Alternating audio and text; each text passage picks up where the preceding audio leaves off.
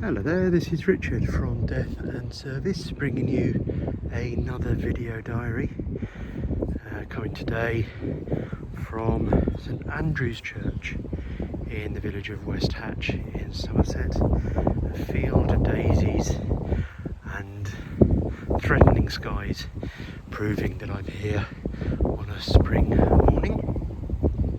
The church itself is beautifully placed just here. And we've got one Commonwealth war grave, a bit of a mysterious one to talk about today in this tranquil, peaceful setting.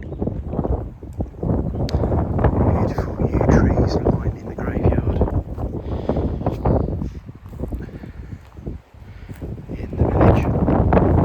And the grave we're talking about today,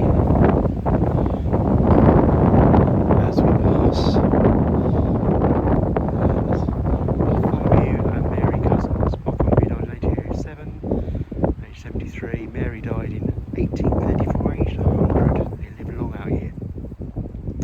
One Commonwealth War grave before the clouds open, and that is this one relating to John Gage, who was a sapper in the Royal Engineers. Now, John's life is destined, I think, to remain a bit of a mystery. His grave lies here in a quiet courtyard of St Andrew's, quiet corner rather, of St Andrew's Church, and the Commonwealth War Graves Commission registration reads Gage, Sapper John 95027, G Depot Company of the Royal Engineers, 7th of July 1919 is when he died. Son of John Gage, husband of Lucy Gage of Canal Cottage, Rontage in Taunton, born at Axminster, Devon. There is no date of birth for John, and whilst there's a possible census return from 1891 with a John Gage Senior and Junior living in the Axminster area, in isolation it's not concrete enough to connect to the man lying here in St Andrew's Churchyard.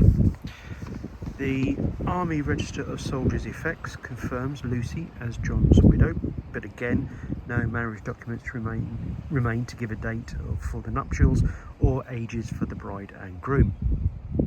The document does confirm that Sapper Gage had been serving in the Royal Engineers for more than 6 months at the time of his passing, and that he died in a military hospital in Taunton. In fact, at the bottom of his grave it notes that 5 years an engineer to the L&R Company, Gold Coast, West Africa. So there was time overseas that he spent, and possibly explains some of the absence of UK documents. There are no contemporary newspapers that report on John's passing, which would indicate that there was nothing out of the ordinary or connected directly to the war through injury, for example. This might suggest, therefore, that John passed away through illness, although this cannot be confirmed either way. Sapper John Gage's life, therefore, is set to be lost to time. He lies here in the graveyard of St Andrew's Church in West Hatch. Nearby, and in actual right next to John, is that of Lucy Gage, who died in 1942, husband